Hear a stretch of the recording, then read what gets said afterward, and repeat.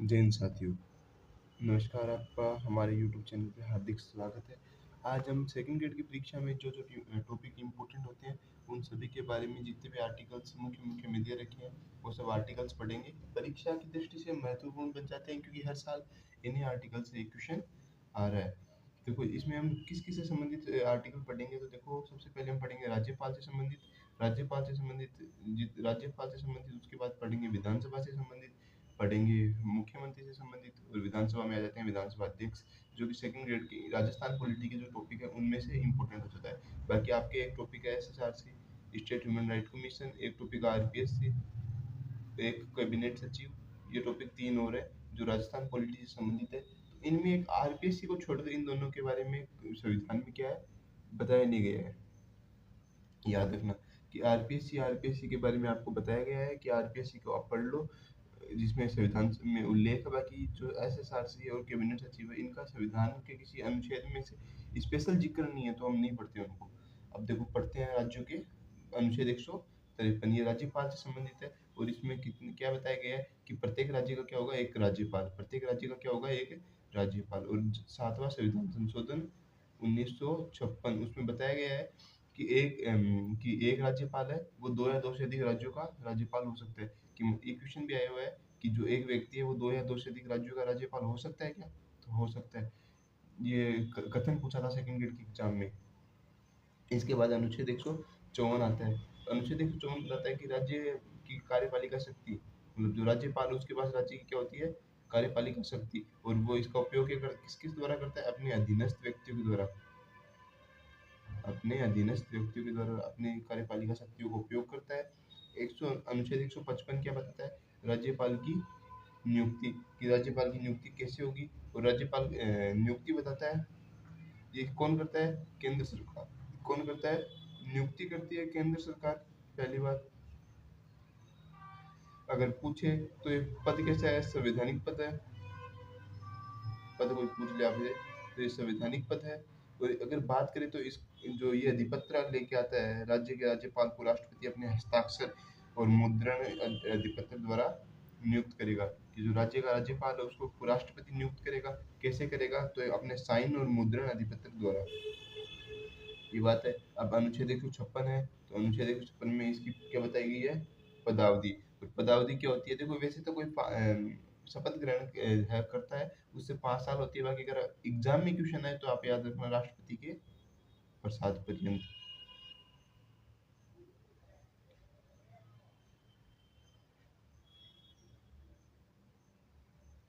राष्ट्रपति के प्रसाद पर्यंत। अनुच्छेद 157 राज्यपाल के लिए अहर्ताएं हैं। और अहर्ताएं सीधी सी अहर्ताएं हैं, दो अहर्ताएं हैं। एक तो भारत का क्या हो, नागरिक हो, और दूसरा 35 साल की आयु पूर्ण कर चुका हो। 157 में अहर्ताएं हैं, 58 में क्या है, शर्तें।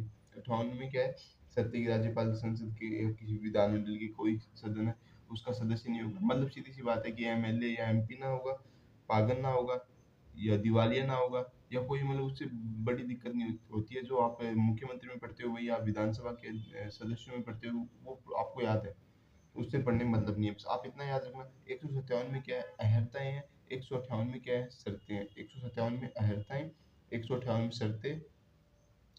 159 में आता है शपथ, कि भाई सबसे पहले क्या करते हैं हम, 153 में राज्य बता देंगे राज्य का एक राज्यपाल होगा। अब राज्य के राज्यपाल को बताए, उसके बाद जो राज्य का राज्यपाल है उसको बताएंगे भाई तेरी कार्यपालिका शक्तियां 154 में है। कार्यपालिका शक्तियां बताते हैं, उसको बताएंगे कि भाई कार्यपालिका शक्ति बता दी, तेरी तेरी पावर्स बता दी। अब बताएंगे तेरे को नियुक्त कैसे करेंगे, तो नियुक्त करेंगे 155 में। फिर बताएंगे कि भाई तू नियुक्त हो गया, अब कितने टाइम के लिए नियुक्त हुआ है, तो बताएंगे अनुच्छेद 156 में। अब बताएं कि राज्यपाल की अहर्ताएं, अब देखो सारी बातें बता दी, तो अब बताएं राज्यपाल कौन बन सकता है। तो राज्यपाल कौन बन सकता है उसके लिए बताएंगे कि अहर्ताएं, और शर्तें बताएंगे 158 में, 57 में अहर्ताएं, 58 में शर्तें। बात करें 159 में, तो राज्यपाल की शपथ या प्रतिज्ञा। शपथ राज्यपाल को कौन दिलवाता है, याद है आपको, राज्यपाल को शपथ कौन दिलवाता है, तो राज्यपाल को शपथ कौन दिलवाएगा, जो उच्च न्यायालय है उसका मुख्य न्यायाधीश। अगर वो मतलब एब्सेंट है, या फिर बता दें कि वो अपने पद पे कार्य नहीं कर रहा है, कि रिक्त है किसी कारण उसका पद है, तो जो उच्च न्यायालय का वरिष्ठतम न्यायाधीश है वो उसे क्या दिलाएगा, शपथ। ठीक है, अनुच्छेद 100 59 में। अब एक बात बताओ, राज्यपाल के लिए पद के लिए शर्तें पढ़ ली आपने, तो इसमें आपको ये भी तो याद है कि राज्यपाल का वेतन कौन देता है, राज्यपाल को तनख्वाह कौन देता है, राज्यपाल को सैलरी कौन देता है। तो राज्यपाल को सैलरी मिलती है राज्य की संचित निधि से, और पेंशन मिलती है केंद्र की संचित निधि से। कि राज्यपाल को क्या है कि तनख्वाह किससे मिलती है, पैसा किससे मिलते हैं, या वेतन किससे मिलता है। तो वेतन मिलता है राज्य की संचित निधि से, और जबकि पेंशन मिलती है केंद्र की संचित निधि से। अनुच्छेद 160 है, आकस्मिक परिस्थितियों में राष्ट्रपति द्वारा राज्यपाल के लिए दिए गए अन्य कर्तव्य। छोड़ो, आप याद मत रखना। 161 है, राज्यपाल की समाधान शक्तियाँ, जिसमें पढ़ते हैं परिहार, लघुकरण, आप पढ़ते हो कई बार, जो अनुच्छेद 161 में आती है कि राज्यपाल कौन कौन सी शक्तियाँ एक्स्ट्रा रखता है, समझे आप। बात करें तो अनुच्छेद 163 में तो आता है सीएम प्लस मंत्रिपरिषद, कि राज्यपाल की जो शक्तियाँ सीएम और मंत्रिपरिषद के रूप में है कि राज्यपाल एक राज्यपाल सीएम को या मुख्यमंत्री को नियुक्त करता है, और मुख्यमंत्री की सलाह पर उसकी अन्य मंत्रियों को भी नियुक्त करता है। तो वो अनुच्छेद 163 में है। अनुच्छेद 64 में भी यही है कि सीएम की सलाह पर मंत्रिपरिषद का गठन करता है। 163 में क्या है कि सीएम होगा और उसकी एक मंत्रिपरिषद होगी, जो राज्यपाल की क्या करेगी, हेल्प करेगी किसी भी काम में।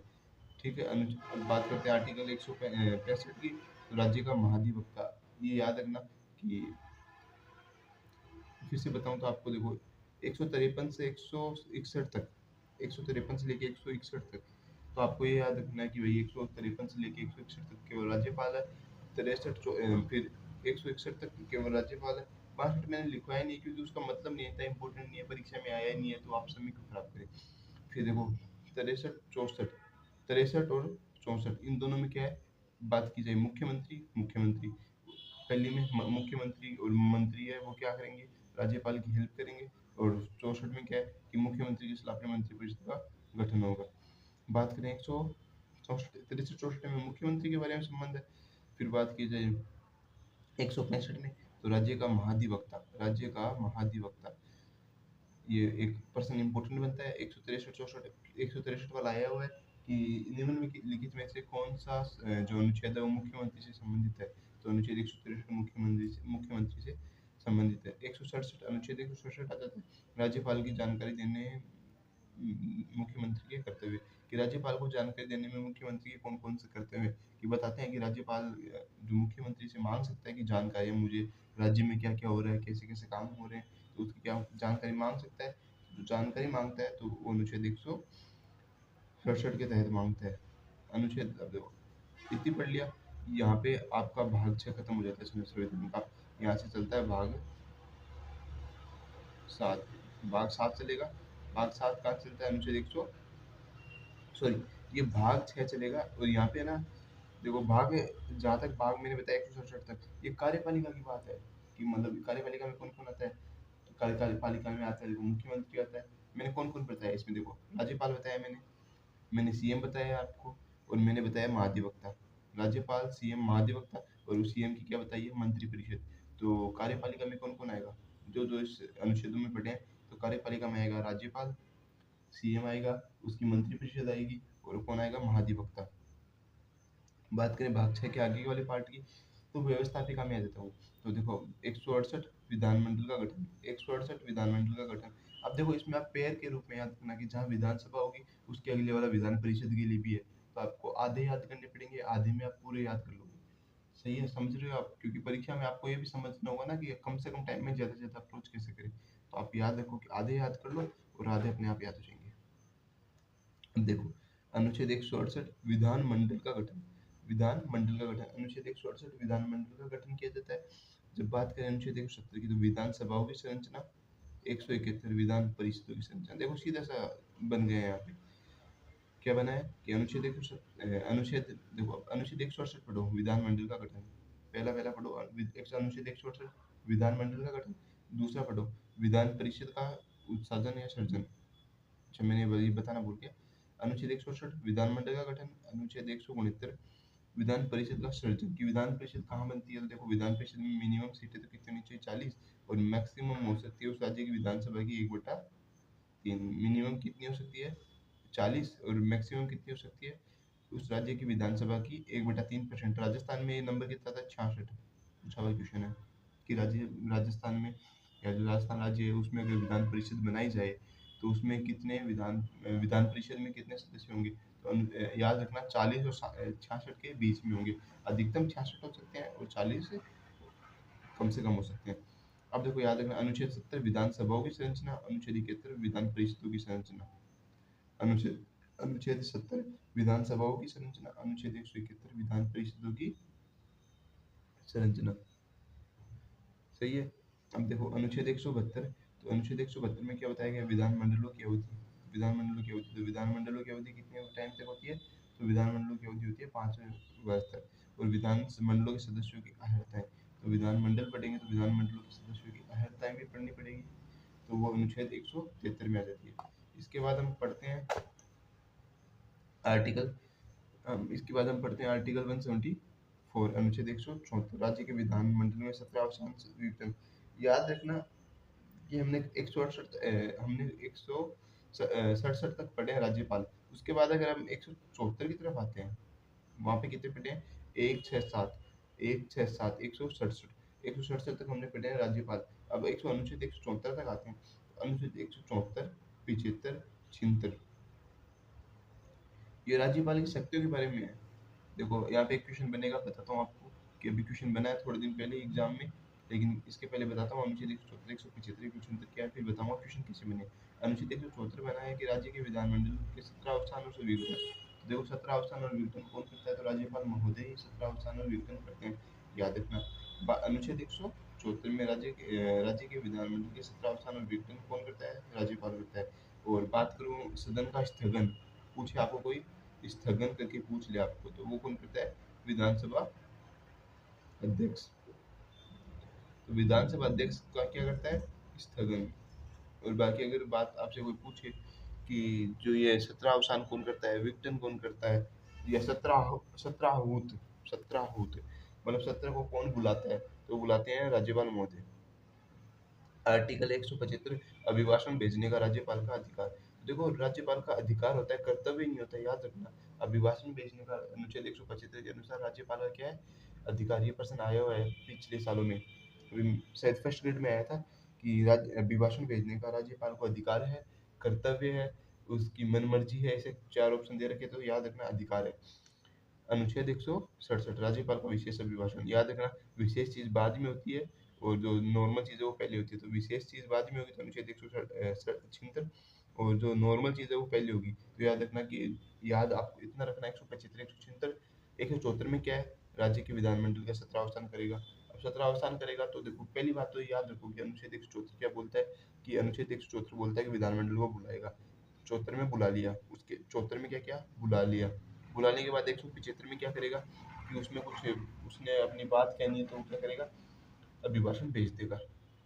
ठीक है, अगर मान लो उसकी कुछ और ज्यादा अच्छी बात हुई या विशेष बात हुई तो उसको क्या बताएगा वो? कि राज्यपाल अपने विशेष अभिभाषण से अनुच्छेद 176 के तहत उसे बता देगा। सही है। अब पढ़ेंगे अनुच्छेद 177, तो सदन के बारे में मंत्री एवं महाधिवक्ता के अधिकार। इतना इंपॉर्टेंट नहीं है।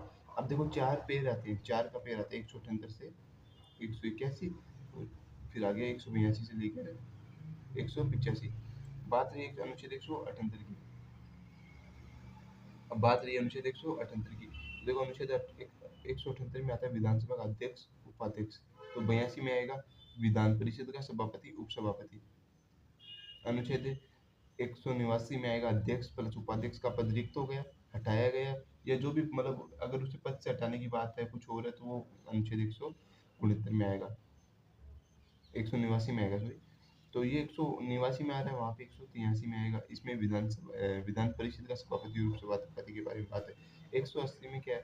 विधानसभा का अध्यक्ष है, तो उसका कर्तव्यों का निर्वहन कौन करता है? उपाध्यक्ष अन्य व्यक्ति। तो उनको क्या क्या शक्तियाँ मिलती है 180 में?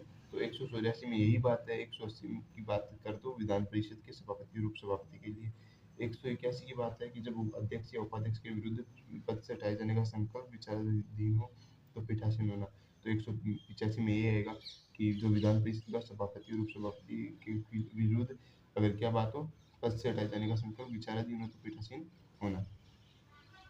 या पेड़ में याद रखना 178, देखो 178 179 180 181 4 याद रखना। 178 178, 179, 180, 181। आप 4 याद रखोगे ना, 178, 179, 180, 181।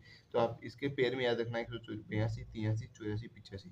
अब याद कैसे रखो? तो पहली बात तो याद रखना कि पहले में क्या होगा, अध्यक्ष उपाध्यक्ष होंगे। पहले में अध्यक्ष या उपाध्यक्ष, फिर अध्यक्ष या उपाध्यक्ष को हटा दो, तो अगले वाले में हटा दो। हटाने के बाद किसी को वो काम करना होगा, तो काम करना होगा तो अगले में काम करवा लो उससे 180 में।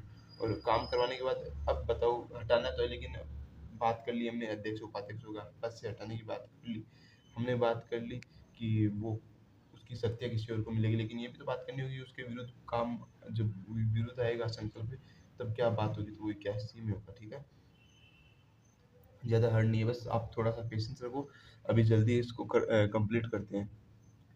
ठीक है, तो देखो अनुच्छेद 188 सदस्यों के शपथ या प्रतिज्ञान, इंपॉर्टेंट लिखे हैं बातें मैंने। अनुच्छेद 188 सदस्यों द्वारा शपथ या प्रतिज्ञान। अनुच्छेद 191 सदस्यों की निहत्ताएं। अभी देखो ये अंता 12 में जो मैटर हुआ है, अनुच्छेद 191 आपको पढ़ना, क्यों मैंने लिखा है, तो जो अंता 12 कंवरलाल मीणा है, अगर याद होगा आपको, जो जिनकी सदस्यता गई है अभी बीजेपी विधायक, तो उसके परिप्रेक्ष्य में आपको याद रखना होगा कि अनुच्छेद 100 जो 191 है वो सदस्यों की निहरता के बारे में ये इंपॉर्टेंट बन जाता है। और सदस्यों की निहरता का फैसला कौन करता है, तो स्पीकर फैसला करता है, जो विधानसभा का स्पीकर होता है वो फैसला करता है। अभी ये करंट से जुड़ा हुआ टॉपिक है, तो पर्सन इंपॉर्टेंट बनता है, शायद ये आपको परीक्षा में मिल भी जाए। 198 में क्या है, 198 में दे रखा है कि धन विधेयक के संबंध में विशेष प्रक्रिया, और 199 में धन विधेयक की परिभाषा याद रखना। 198 में पहले तो धन विधेयक की प्रक्रिया दी रखी है, और 199 में क्या दे रखी है, धन विधेयक की परिभाषा। प्रश्न इंपॉर्टेंट है, पूछा हुआ प्रश्न है। अनुच्छेद 217 और 234 याद रखना, 17 दूनी 234 नहीं 233 याद रखना। 17 17 डबल 34 और 34 एक नंबर 33। तो 17 में उच्च न्यायालय के न्यायाधीशों की नियुक्ति करेगा, कौन करेगा, राष्ट्रपति करेगा, किसकी सलाह पे, राज्यपाल की सलाह पे। तो 217 में राज्यपाल की परामर्श पे उच्च न्यायालय के न्यायाधीशों की नियुक्ति होती है, जबकि अनुच्छेद 233 जिला न्यायाधीशों की नियुक्ति के बारे में, जिला न्यायाधीश जिला जज के बारे में, तो वो कौन करता है, तो करता है राज्यपाल महोदय। आपके लिए मैंने थोड़ा सा अभी ये हमारे आरपीएससी के बारे में भी क्वेश्चन आते हैं, तो आरपीएससी को थोड़ा सा एक संयोजित तरीके से लिखा है ताकि आपको कोई दिक्कत ना हो। ठीक है, अब देखो हम पढ़ते हैं अनुच्छेद 315। अनुच्छेद 315, तो इसमें देखो UPSC plus SPSC plus JPSC. SPSC मतलब स्टेट पब्लिक सर्विस कमीशन, या इसे आरपीएससी बोल दो, जो आपकी एग्जाम भी कंडक्ट करवाती है। राजस्थान के लिए Rajasthan public service commission, Rajasthan लोक सेवा आयोग। अब देखो, अब मैं पढ़ा रहा हूँ आपको आरपीएससी, तो आरपीएससी में सबसे पहला अनुच्छेद आता है कि 315। 315 का आप सीधा याद रखना कि संघ तथा राज्यों के लिए लोक सेवा आयोग का प्रावधान किया गया है। संघ तथा राज्यों के लिए लोक सेवा आयोग का प्रावधान किया गया है, तो याद रखना आप, संघ तथा राज्यों के लिए लोक सेवा आयोग का प्रावधान किया गया है। 316 में क्या है कि आरपीएससी के सदस्यों का कार्यकाल व नियुक्ति है। यहाँ पे बताया गया है कि प्रत्येक राज्य के लिए एक आरपीएससी या एसपीएससी होगी, और दो या दो से अधिक राज्यों के लिए JPSC, joint public service commission, या संयुक्त लोक सेवा आयोग की व्यवस्था की गई।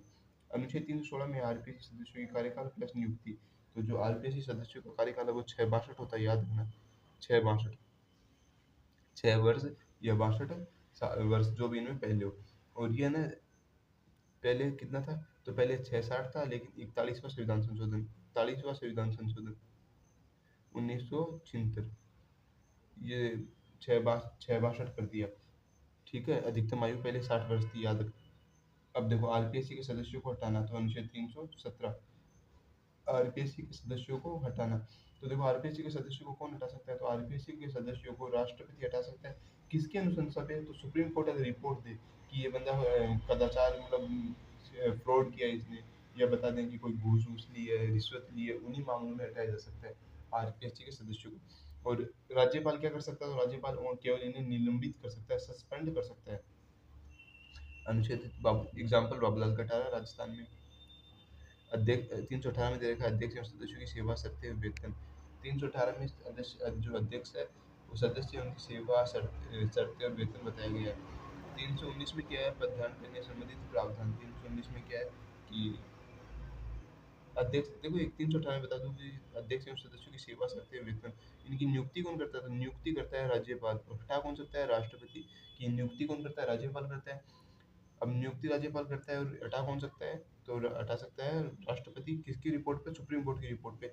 यही बात उसके लिए लागू होती है राज्य मानवाधिकार आयोग। राज्य मानवाधिकार आयोग के जो सदस्य हैं उनकी नियुक्ति कौन करता है? राज्यपाल करता है। किस चार याद होगा आपको कि 4 सदस्यीय समिति है, राजस्थान में बाकी 6 सदस्यीय समिति होती है, बट राजस्थान में 4 सदस्यीय समिति है। उनकी नियुक्ति, चलो वो याद हो जाएगा आपको, उनको राष्ट्रपति हटा सकता है, पढ़ोगे तब भी याद हो जाएगा, कोई दिक्कत नहीं है। अब देखो 319, तो पद धारण करने से संबंधित प्रावधान है कि ये पुनर्नियुक्त नहीं हो सकते। पहली बात, पुनर्नियुक्ति के पात्र नहीं है। और उसके बाद ये बात कहते हैं केवल यूपीएससी में कार्य कर सकते हैं, यूनियन पब्लिक सर्विस कमीशन, उसमें कार्य कर सकते हैं। अब देखो 320 आरपीएससी के कार्य। तो आरपीएससी के कार्य क्या क्या है? तो भैया आरपीएससी कार्य भर्ती करवाना है, पदोन्नति करवाना है, स्थानांतरण, जितने भी मामले हैं उनमें सलाह देना है, ये सारे कार्य आरपीएससी के हैं। अब देखो अनुच्छेद 321, 322, 323 साथ याद रखना। 321 में क्या है? तो इनके कार्य विस्तार की कार्य विस्तार करने की शक्ति, और कार्य विस्तार करने की शक्ति किसके पास है? तो राज्य विधानमंडल के पास है, राज्य विधानमंडल के पास है कार्य विस्तार। और इन 22 में बता दूं इनकी वेतन भत्ते और पेंशन। तो कोई इनके है ना, राज्य की संचित निधि से वेतन दिया जाता है, और वेतन में कोई कटौती नहीं की जा सकती। मतलब इनके पैसा 1 लाख रुपए है, तो आप 1 लाख रुपए से 1 रुपए भी कम नहीं कर सकते इनकी जो वेतन है उसमें, आप बढ़ा सकते हो इनका वेतन। और देखो आरपीएससी की वार्षिक रिपोर्ट। तो आरपीएससी जो है लोक सेवा आयोग है, वो अपनी वार्षिक रिपोर्ट किसे देता है? तो राज्य लोक सेवा आयोग। राज्यपाल को प्रतिवर्ष प्रतिवेदन प्रस्तुत किया जाएगा, जिसे राज्यपाल द्वारा विधानमंडल के समक्ष रखा जाएगा। तो वो जो भी है राज्यपाल है, आर्टिकल 223 के तहत आरपीएससी वार्षिक रिपोर्ट किसे देता है? तो राज्यपाल को देगा, और राज्यपाल क्या है? राज्य विधानमंडल को प्रस्तुत करेगा। अब देखो थोड़ा सा अगर आरपीएससी पढ़ रहे हैं तो देखो मेरा फर्ज बनता है कि बता दूं कि आरपीएससी देखो, जो आरपीएससी है, अब इसके सदस्यों में क्या हुआ है? सदस्यों में वृद्धि हुई, तो 1+10 कर दिए गए, अध्यक्ष प्लस 10 सदस्य कर दिए गए हैं। आपको 2 क्वेश्चन पूछ सकता है, किस समिति के आधार पर? वासुदेव देवनानी, वासुदेव देवनानी की जो समिति बनाई थी, मंत्रिमंडलीय समिति, उस समिति की सिफारिश के आधार पर इसे सदस्यों की संख्या में वृद्धि की गई है। और इसके लिए ना याद रखना, जो 1974 है कि आरपीएससी की सेवा शर्तें विनियमन 1974, सेवा शर्तें विनियम विनियम 1974 की धारा 3(1) में संशोधन 3(1) में संशोधन किया गया है। जय हिंद, जय भारत।